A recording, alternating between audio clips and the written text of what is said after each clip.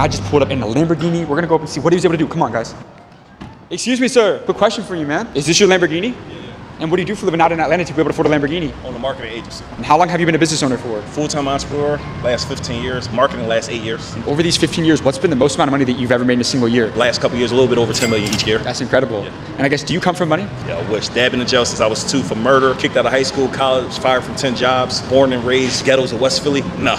Yeah. Not at all. Now, I go all over the country just asking business owners their best advice to young entrepreneurs. Is it cool if we ask you a few questions for the channel? Yeah, let's go. Awesome. Are you a buyer or a seller? I'm both. Yeah. I buy as much information as I can to help me get better, and I sell. You know what I mean? I'm both. Yeah. But I like to be a producer more than a consumer. I think that's the other issue with people is we're more of a consumers than we are producers. We know more about LeBron stats than we know about our own stats. We know more about what's going on in sports than we know about what's going on. Like in this season, I tell people this is blinder season. Like I don't know, I've been to the Kentucky Derby. Every horse that races, they got something called blinders. One on the left, one on the right, so they can't see what's going on to the left or the right of them. If everybody start focusing on your own race and what's in front of you, everything could change in a short period of time. More than 90% of businesses won't make it past 5 years. Yeah. What's the most common mistake you see business owners make that prevents them from scaling and having that longevity? I would say lack of marketing, right? I tell people all the time, you're extremely good at what you do, but no one knows what you do. If you are the best at this and no one knows, you're going to go out of business. So you need to be spending as much money as you can on marketing and getting yourself out here so everyone knows you exist. Would you say that if you lost it all, you can make it all back? 100%, because I got the mindset now and I got the skill sets. How old are you now? 36 years old. 36. Yeah. If you were to go back in time and have a conversation with your 20-year-old self, when you were starting from zero,